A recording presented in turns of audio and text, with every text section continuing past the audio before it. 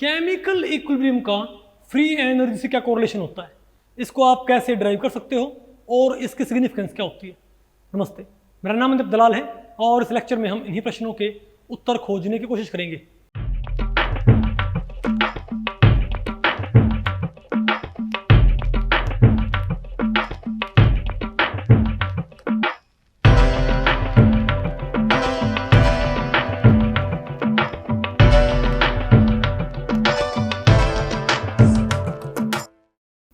तो भाई आज हमें क्या पढ़ना है, chemical equilibrium in terms of free energy change.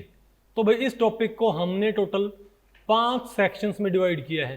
पहले हम क्या पढ़ेंगे, free energy change of a chemical reaction. फिर हम पढ़ेंगे, थोड़ा भाई रिकॉल करेंगे, spontaneity of a process in terms of free energy change. फिर आपने क्या पढ़ना है, free energy change of reversible reaction. और फिर क्या बताओ भाई, क्राइटेरिया फॉर केमिकल इक्विलिब्रियम। और लास्ट में क्या पढ़ना है, relationship between standard free energy and equilibrium constant. आपने भाई ये कोरिलेशन पढ़नी, ठीक है ना बात। तो पहले बताओ हम क्या पढ़ते हैं, free energy change of a chemical reaction. देखो भाई जब कोई केमिकल रिएक्शन होती है, क्योंकि आपने फ्री एनर्जी चेंज की, किससे कोरिलेशन मालूम करनी है, आपने स्टैंडर्ड फ्री एनर्जी चेंज की, किससे कोरिलेशन मालूम करनी है, इक्विलिब्रियम कांस्टेंट से। तो पहले आप ये देखो कि भाई फ्री एनर्जी चेंज किसी रिएक्शन का निकालते कैसे। ओके, तो किसी भी रिएक्शन का आपको पता है भाई, जैसे इंट्रोपी क्या होती है, हर सिस्टम के पास एक पर्टिकुलर अमाउंट ऑफ क्या होती है, इंट्रोपी होती है। वैसे ही भाई हमारे पास कोई मटेरियल हो, उसके पास क्या होती है, उसकी एंथैल्पी, जो भी कांस्टेंट और जो टेम्परेचर और प्रेशर के ऊपर डिपेंड करती है, इजंट इट। तो उसकी जो फ्री एनर्जी है, तो भाई हर मटेरियल की क्या होती है, फ्री एनर्जी होती है ना। तो अगर मान ले मेरे पास कोई केमिकल रिएक्शन है, ए और इससे बन गया बी और बी, और इससे बताओ हमारे पास क्या बन जाए, एम प्लस एन। ठीक है, तो हम ये बोले कि बताओ इसके लिए फ्री एनर्जी चेंज क्या आएगा। तो सिंपल सी बात होती है कि फ्री एनर्जी चेंज हमारे पास क्या आएगा, बताओ, delta G of this reaction should be equal to इन दोनों की फ्री एनर्जीज का सम और इन दोनों की फ्री एनर्जीज का सम। तो भाई अगर मैं इन दोनों स्पीशीज की फ्री एनर्जीज का सम में से इनकी फ्री एनर्जीज का सम माइनस कर दूंगा, मेरे पास क्या जाएगी, free energy change of reaction. तो हम क्या बोलेंगे कि summation free energy of product minus free energy of reactants. ठीक है बात। तो अब आप मुझे बताओ कि हमारे पास जो प्रोडक्ट्स हैं उनकी फ्री एनर्जी, अब तो कौन कौन से हैं, बोलो भाई। एक तो हमारे पास क्या है, एक तो मुझे फ्री एनर्जी बताओ किसकी रिक्वायर्ड है, एम की, और एक भाई एन की। लेकिन इस पूरे मिक्सचर के अंदर, लेकिन भाई हमारे पास जो रिएक्शन वेसल होगा इसमें सारे ये मिक्स फॉर्म में नहीं हुए क्या, इजंट इट। तो आपके पास भाई मिक्सचर में किसी स्पीशीज की फ्री एनर्जी ना कहलाती है, क्या कहलाती है, पार्शियल फ्री एनर्जी, क्या कहलाती है ना। और पार्शियल मोलर फ्री एनर्जी क्या होती है, केमिकल पोटेंशियल। क्या होता है, केमिकल पोटेंशियल। तो जीपी बताओ क्या होगा, जो हमारे पास क्या है प्रोडक्ट्स, वो बताओ क्या होंगे हमारे पास। तो भाई partial molar free energy, 1 mole of species के लिए फ्री एनर्जी क्या होती है, 1 मोल ऑफ स्पीशीज की पार्शियल फ्री एनर्जी क्या होती है, बताओ, केमिकल पोटेंशियल। तुम क्या बोलूंगा, लेकिन भाई यहाँ पर कितने मोल बने हैं, तो एम का अगर यहाँ पर एम एक होता तब क्या होता, हम क्या बोलते हैं, 1 मोल क्या बना है, एम। तो इसका मेरे पास बताओ भाई, इसका मेरे पास केमिकल पोटेंशियल क्या होता, म्यू एम होता ना, इजंट इट। लेकिन अब आपको इसको भाई किससे मल्टीप्लाई करना पड़ेगा, भैया तो क्या होता है, partial molar free energy of M. Mole है तो भाई, लेकिन कितने मोल बने हैं, एम। तो 1 मोल की फ्री एनर्जी को आप किससे मल्टीप्लाई कर दोगे, नंबर ऑफ मोल से, प्लस 1 मोल एन की फ्री एनर्जी क्या होगी हमारे पास, 1 मोल, इस पूरे मिक्सचर में 1 मोल एन की फ्री एनर्जी क्या होगी मेरे पास, म्यू एन, और कितने मोल हैं, एल। तो हम क्या बोलेंगे, बोल देंगे ना दिस माइनस, अब बताओ क्या हो जाएगा, सिंपली भाई बोलो, और यहां पर हम बताओ क्या बोल देंगे, ये हो जाएगा A mu A plus B mu B, isn't it. तो ऐसे हम बताओ क्या निकाल सकते हैं, बताओ, free energy of chemical reaction. ठीक है बात, अगर ना आपको, और मैं यही कहता कि भाई यही बात किस में होती, स्टैंडर्ड स्टेट में। अगर भाई यही रिएक्शन किन कंडीशंस पे होती, स्टैंडर्ड कंडीशंस पे, तब बताओ हम क्या बोलते, तब ये क्या हो जाता जी नोट, तब ये क्या होता हमारे पास भाई, ये होता डेल्टा जी नोट, और ये भाई सारे के सारे क्या होते, ये भी किसी में होते। अरे भाई सिंपल सी बात है, इनकी भी फ्री एनर्जी में किसमें चाहिएगी, स्टैंडर्ड स्टेट में। तो क्या हो जाएगा मेरे पास, M mu M not N mu not N, ये सारे क्या कर दो भाई, इनके ऊपर नोट लगा दो ना, यानी हर चीज़ क्या हो जाएगी हमारे पास स्टैंडर्ड स्टेट में। तो क्या आपके पास ऐसा बिहेवियर नहीं होना चाहिए क्या, बताओ भाई। आगे ना आपको ये तो क्या है, किसी भी कंडीशन पे ये क्या है, स्टैंडर्ड कंडीशंस पे। अब बताओ हम क्या पढ़ते हैं, spontaneity of process in terms of free energy change. अब भाई हम इक्विलिब्रियम की बात करें, इससे पहले हम एक बार बात कर लेते स्पॉन्टेनिटी की, क्योंकि और आपको पता है भाई कि केमिकल इक्विलिब्रिया एक तरह से थर्मोडायनेमिक्स का क्या होता है, एक्सटेंशन। भाई केमिकल इक्विलिब्रिया थर्मोडायनेमिक्स का क्या होता है, एक्सटेंशन होता है भाई, समझे बात। लेकिन भाई क्योंकि ये काफ़ी यूनिक सी ब्रांच, यूनिक सा भाई पैटर्न हो गया था, यूनिक सा भाई आइडिया क्या बोलते हैं भाई, अरे यूनिक सा कंटेंट हो जाता है ये, तो इसको फिर क्या बोल देते हैं, इसको फिर अलग से एक इसका भाई क्या बना दिया गया टॉपिक, केमिकल इक्विलिब्रिया। तो आप मुझे बताओ, आपको पता है ना कि कोई प्रोसेस स्पॉन्टेनियस कब होती है, हमने प्रूव किया था जब हमने क्या पढ़ी थी, थर्मोडायनेमिक्स में हमने स्पॉन्टेनिटी ऑफ प्रोसेस प्रूव किया था ना भाई। बताओ स्पॉन्टेनियस कोई प्रोसेस कब होएगी, जब डेल्टा जी क्या हो, नेगेटिव।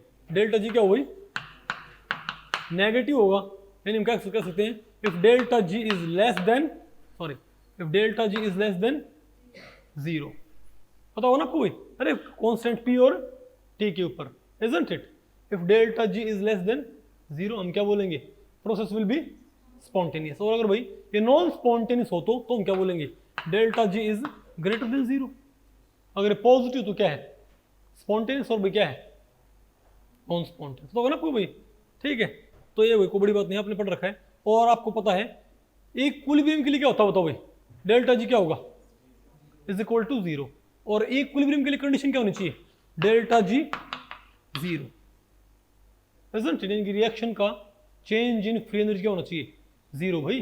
ठीक है, तो स्पॉन्टेनिटी आपको पता लगी भाई कि लेस देन जीरो है तो क्या होगी स्पॉन्टेनियस, ग्रेटर देन जीरो तो क्या हो जाएगी नॉन स्पॉन्टेनियस, जीरो तो क्या हो जाएगी इक्विलिब्रियम। क्योंकि लेकिन हमारा भाई यहाँ पर अब थर्मोडायनेमिक्स में आपका प्राइमरी इंटरेस्ट किस में था बताओ भाई, स्पॉन्टेनिटी के अंदर, इजंट इट। यहाँ पर हमारा भाई प्राइमरी इंटरेस्ट ना, इसमें हमारा भाई इंटरेस्ट इसके अंदर कि डेल्टा जी जीरो। अब डेल्टा जी जीरो होने मतलब क्या है कि जो हमारे पास क्या है, प्रोडक्ट्स यानी डिफरेंट प्रोडक्ट की फ्री एनर्जीज का सम बराबर होना चाहिए किसके भाई, रिएक्टेंट्स की फ्री एनर्जी सम। अब आप बताओ, जब स्टार्टिंग में रिएक्शन प्रोसीड करती है, जब रिएक्शन शुरू होएगी, जब रिएक्शन वो शुरू होएगी, अच्छा अब आप एक बार ये आगे पढ़ो भाई, ये क्या हमारे पास फ्री एनर्जी चेंज और फिर रिवर्सिबल रिएक्शन। तो भाई आप देखो भाई किसी रिवर्सिबल रिएक्शन का फ्री एनर्जी चेंज कैसे बिहेव करेगा, ठीक है बात। अरे भाई आपने ये वाली कंडीशन अब आपने थोड़ा एक्सप्लोर करनी है कि डेल्टा जी जीरो का मतलब क्या है। हम बोलते हैं ना कि इसके ऊपर क्या हो जाएगा, इक्विलिब्रियम अटेन हो जाएगी। अब आपको पता है इक्विलिब्रियम आने के लिए भाई पहली कंडीशन तो क्या होती है कि रिएक्शन क्या होनी चाहिए, रिवर्सिबल। क्या होनी चाहिए भाई, रिवर्सिबल रिएक्शन होनी चाहिए ना। अच्छा शुरुआत में भाई जब रिएक्शन शुरू होएगी तो हमारे पास सिर्फ क्या होगा, रिएक्टेंट, और हमारे पास क्या नहीं होएगा, प्रोडक्ट, इजंट इट। तो अगर मैं फ्री एनर्जीज प्लॉट करूं, तो अगर मैं ये कहूं कि जब ये रिएक्शन शुरू होएगी, जब ये रिएक्शन क्या होगी भाई शुरू होएगी, तो हमारे पास सिर्फ बताओ कौन सी फ्री एनर्जी होगी, तो रिएक्टेंट्स की, और जो क्या हमारे पास प्रोडक्ट्स उनकी फ्री एनर्जी नहीं होगी ना भाई। लेकिन इक्विलिब्रियम पे क्या होना है, दोनों क्या होनी है बराबर, क्योंकि डेल्टा जी जीरो होना है। डेल्टा जी जीरो है मतलब क्या हुआ कि summation of free energies of products should be equal to summation of free energies of reactants. इसका मतलब क्या हुआ कि जो हमारे पास क्या है रिएक्टेंट्स, उनकी फ्री एनर्जी क्या होगी, घटती आएगी, और जो क्या हमारे पास होगी प्रोडक्ट्स, उनकी फ्री एनर्जी बढ़ती आएगी। नहीं है क्या आपको भाई, बोलो भाई। तो ये क्या है, तो अगर डेल्टा जी रिएक्टेंट घट रहा है और डेल्टा जी प्रोडक्ट भाई बढ़ रहा है, अगर डेल्टा जी रिएक्टेंट कम हो रहा है भाई और डेल्टा जी प्रोडक्ट क्या हो रहा है लगातार बढ़ रहा है, तो बताओ हमारे पास इक्विलिब्रियम पे क्या हो जाएगा दोनों भाई, इक्विलिब्रियम कंडीशन पे दोनों वैल्यू क्या हो जाएंगे भाई, बराबर हो जाएंगी ना, और तभी हम क्या बोलेंगे कि भाई इक्विलिब्रियम अटेन होगी, इजंट, तो उसको हम क्या बोलेंगे, इक्विलिब्रियम पॉइंट। तो ये वो पॉइंट है भाई जब डेल्टा जी क्या हो गया, 0। ठीक है बात। अच्छा अब यहाँ पर एक क्वेश्चन राइज होता है भाई, और क्या हो क्वेश्चन, इक्विलिब्रियम के ऊपर आपको पता है भाई, चाहे प्रोसेस क्या हो, स्पॉन्टेनियस क्या हो, अरे बोलो भाई, इक्विलिब्रियम एक यहाँ पर क्या होगी फॉरवर्ड, और एक क्या होती है, और आपको पता है ये प्रोसेस अपने आप होती हैं, फॉरवर्ड भी और बैकवर्ड भी, इजंट इट। तो अगर मैं ये कह दूं कि अगर forward process as well as backward process अपने आप हो रही है, स्पॉन्टेनियस है, लेकिन रिएक्शन की अगर इंथैल्पी क्या हो मेरे पास पॉजिटिव, तो भैया अगर मेरे पास कोई पॉजिटिव फ्री एनर्जी चेंज वाली रिएक्शन हो, तो हम कैसे एक्सप्लेन करेंगे कि रिएक्शन क्या है ये।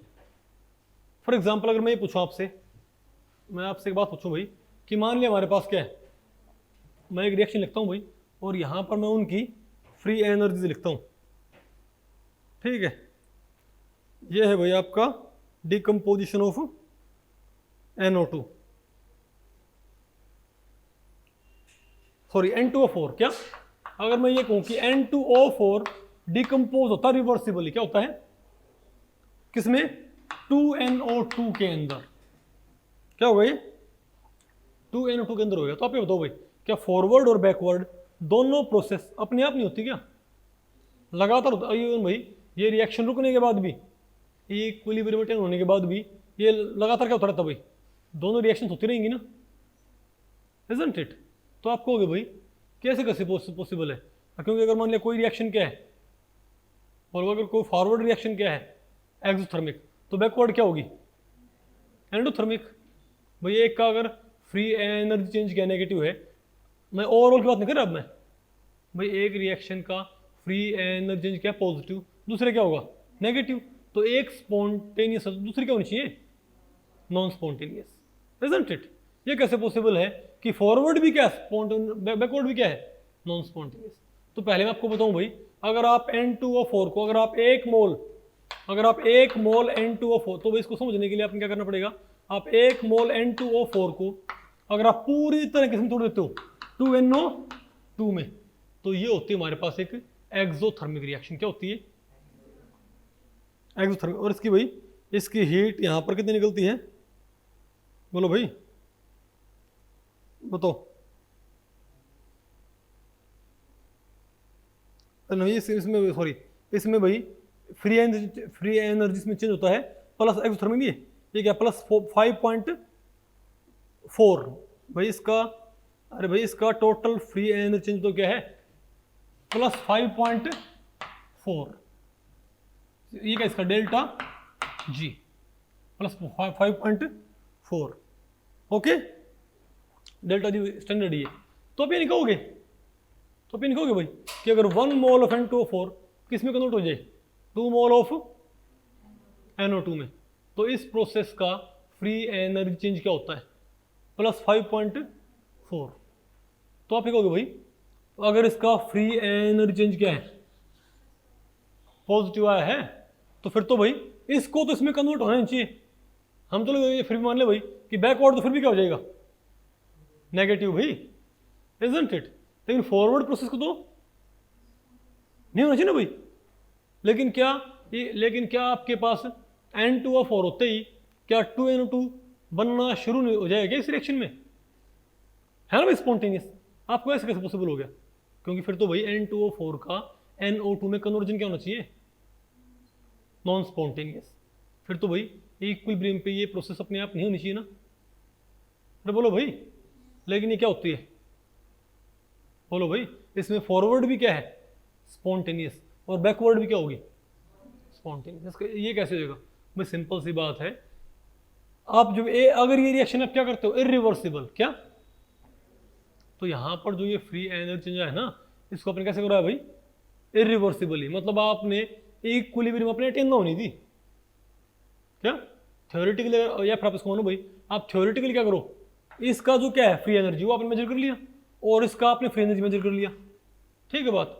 तो इनका फ्री एनर्जी चेंज क्या है हमारे पास प्लस 5.4 कि जो क्या हमारे पास प्रोडक्ट उसकी फ्री एनर्जी क्या है ज़्यादा है, रिएक्टेंट्स की फ्री एनर्जी क्या है कम है, तो डेल्टा जी यहाँ पर क्या है पॉजिटिव है। तो आपको फिर तो वही प्रोसेस अपने आप नहीं होनी चाहिए ना, ये होएगी आपको ऐसे कैसे, क्योंकि एक्चुअल कंडीशन पे ये इसमें पूरी तरह कन्वर्ट नहीं होएगा, ये इसमें पूरी तरह से कन्वर्ट नहीं होगा भाई। अगर आप इस रिएक्शन का अगर आप N2O4 को इसमें कन्वर्ट करने वाली रिएक्शन का आप क्या प्लॉट करो, रिएक्शन वेसल की ओवरऑल फ्री एनर्जी, अगर आप रिएक्शन वेसल की ओवरऑल फ्री एनर्जी आप अगर प्लॉट करते हो ना तो पता आपको भाई क्या देखने को मिलेगा, ऐसा कर्व आपको देखने को मिलेगा। तो ये तो बताओ फ्री एनर्जी किसकी है, मैं पहले बताओ फ्री एनर्जी कम किसकी होगी रिएक्टेंट की। तो ये मान ले क्या शो करता है फ्री एनर्जी ऑफ रिएक्टेंट, और फ्री एनर्जी भाई ज्यादा किसकी होगी, तो ये बताओ क्या हमारे पास प्रोडक्ट की फ्री एनर्जी, इजंट इट। और इसलिए क्या होता है बताओ भाई, जब आप इस फ्री एनर्जी में से ये वाली माइनस करते हो तो डिफरेंस कितना आएगा, ये गैप कितना आएगा प्लस 5.4, इजंट इट।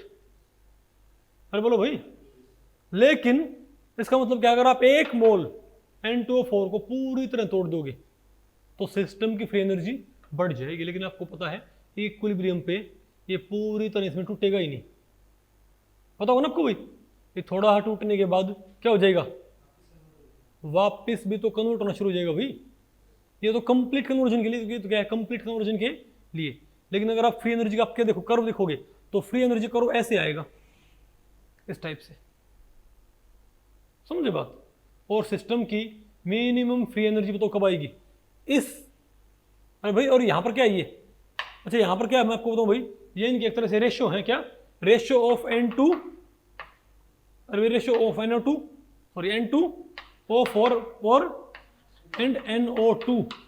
तो यहाँ पर इसका मतलब हम यहाँ पर हम तो हम फ्री एनर्जी को प्लॉट कर रहे हैं टाइम के वर्सेस नहीं, जो वाला कर्व था वो क्या था variation of free energy with time. लेकिन यहाँ पर फ्री एनर्जी किसके कोरस्पॉन्डिंग है, इनके रेशियो कोरस्पॉन्डिंग हुई कि कौन कितना है, इजंट इट। तो ज्यादा कौन सा हमारे पास, तो इस पॉइंट का मतलब क्या कि हमारे पास प्योर क्या है N2O4, हमारे पास प्योर क्या है, और इस पॉइंट का मतलब क्या है कि हमारे पास वैसे में प्योर क्या है NO2, और इसका मतलब क्या है कि हमारे पास और बाकी सभी कंडीशंस का मतलब क्या है कि हम फ्री एनर्जी कब देख रहे हैं, बोलो भाई। आप यहां पर फ्री एनर्जी देख रहे हो भाई किसके वर्सेस N2O4 और NO2 के मिक्सचर कॉरस्पॉन्डिंग, अलग अलग उनके प्रोपोर्शन भाई अलग अलग रेशियो में, इजंट इट।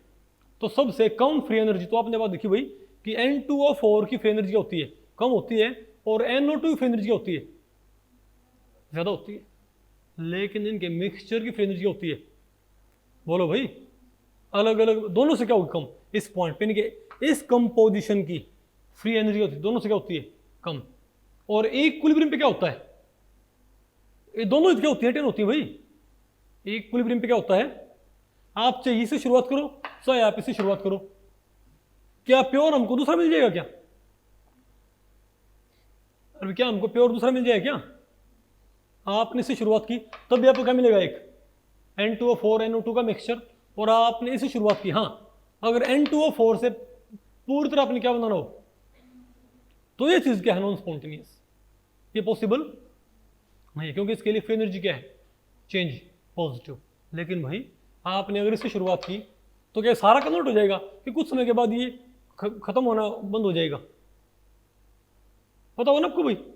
और सिमिलरली भाई क्या अगर आप इससे शुरुआत की तो क्या ये पूरी तरह से कन्वर्ट हो जाएगा ना, ये भी पूरी तरह खत्म नहीं होगा भाई, नहीं आएगा आपको। इससे शुरुआत की तब भी हमें क्या मिलेगा एक दोनों का एक मिक्सचर, इससे शुरुआत की तब भी हमें क्या मिलेगा दोनों का एक मिक्सचर, समझे बात।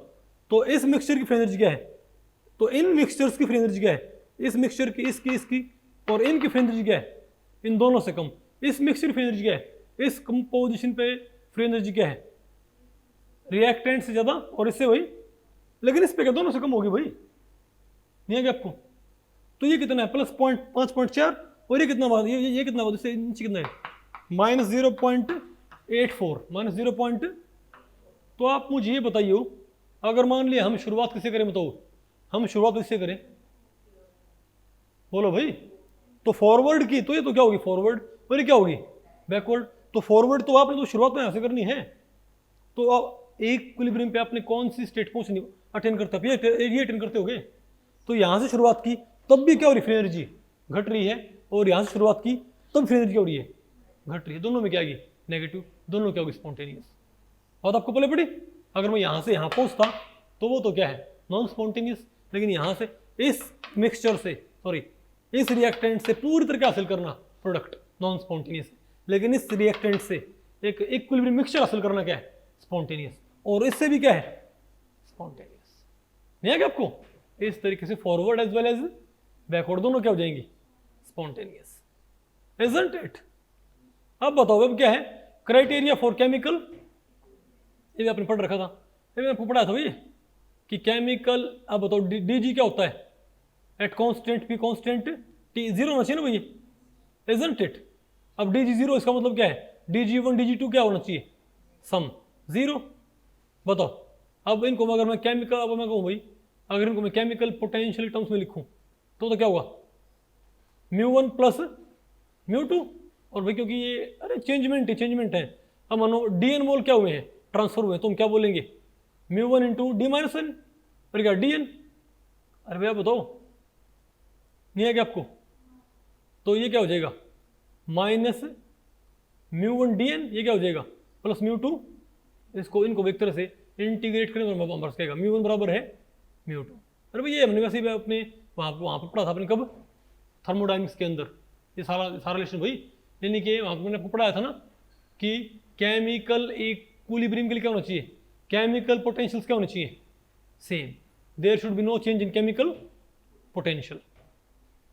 अब बताओ भाई, अब आप बताओ भाई, एक बहुत ही पॉपुलर फॉर्मूला होता है जो आप पढ़ते हो, बताओ क्या, डेल्टा जी नॉट क्या होता है, -RT/ln के.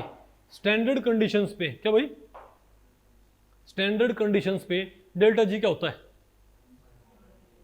है ना, स्टैंडर्ड कंडीशंस पे डेल्टा जी क्या होता है, -RT/ln के.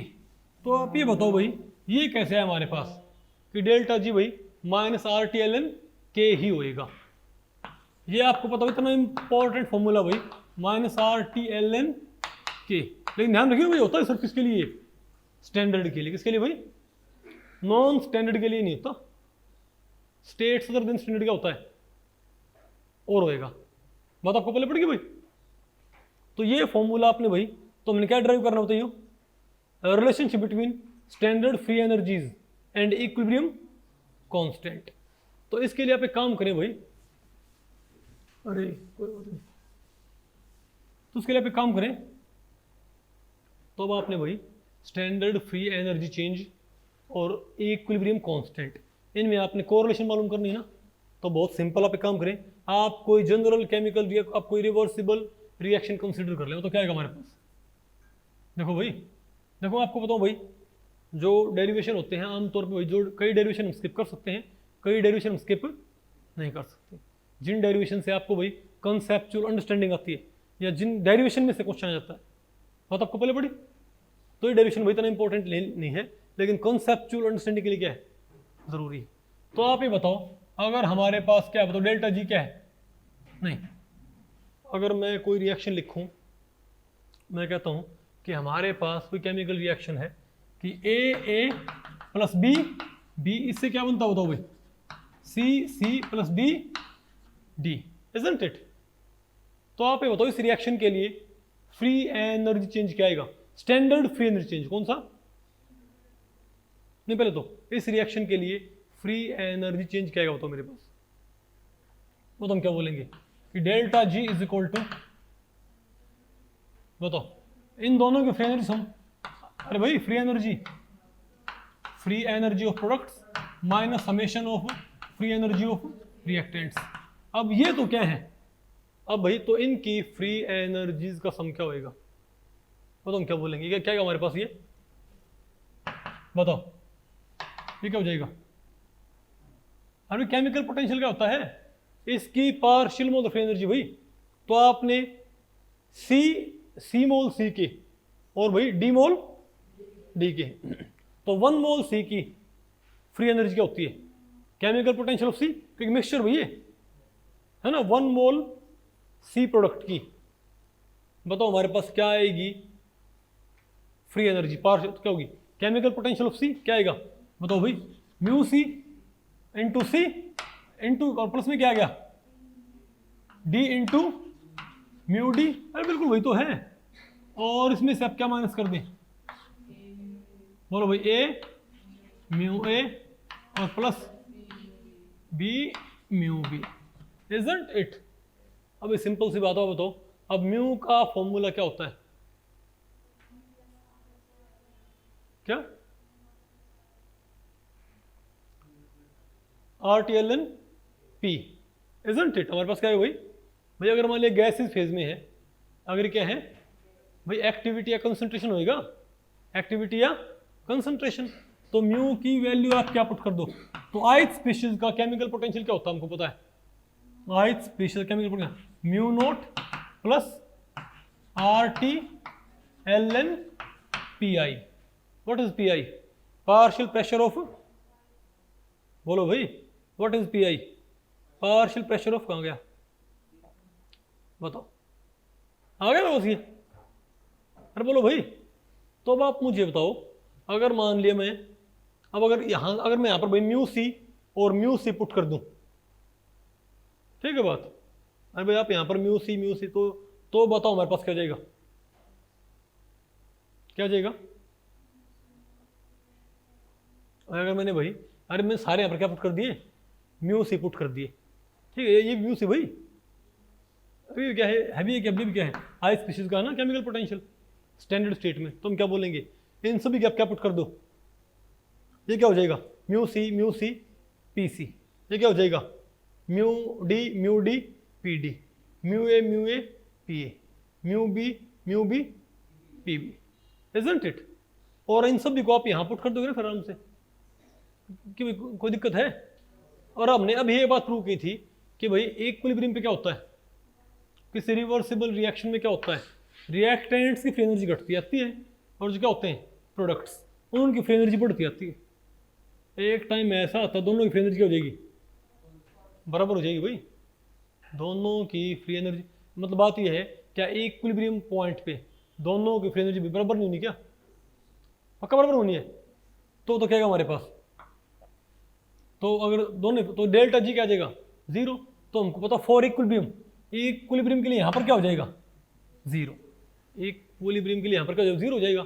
तो आपने यहाँ पर क्या पुट करने हैं, mu C mu D mu A और म्यू बी की आप सिंपली वैल्यू पुट कर दो, वैल्यू पुट कर दोगे भाई, तो वैल्यू पुट करने के बाद बताओ हमारे पास क्या लिखूंगे, रहने दूं क्या भाई, वैल्यू देखो मैंने सिंपली मैंने वैल्यू पुट की यहाँ पर,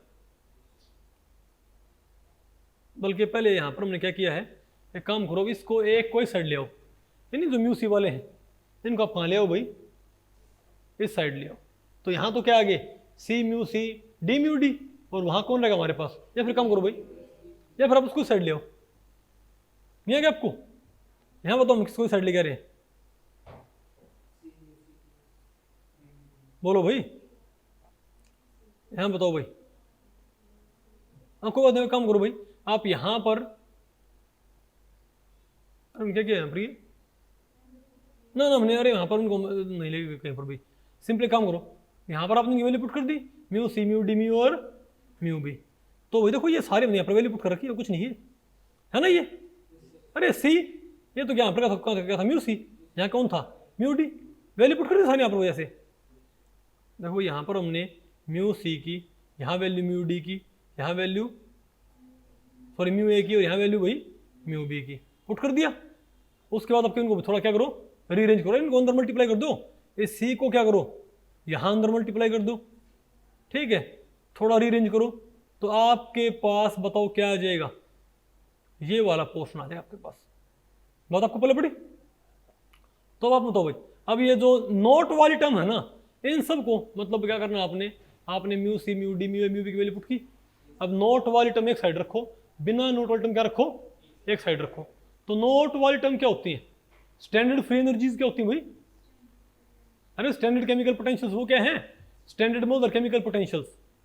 तो अगर आपने standard molar chemical potentials multiply कर दिए किससे? नंबर ऑफ मोल से, तो क्या आ जाएगा हमारे पास? Standard molar free energy. नहीं आपको भाई? अरे भैया आप ये बताओ कोएफिशिएंट क्या होती है? जैसे जैसे C mu C plus D mu D क्या है? ये तो क्या है वैसे ये तो और किसी स्टेट में है, तो इसमें से ये डिफरेंस क्या होता है मेरे पास?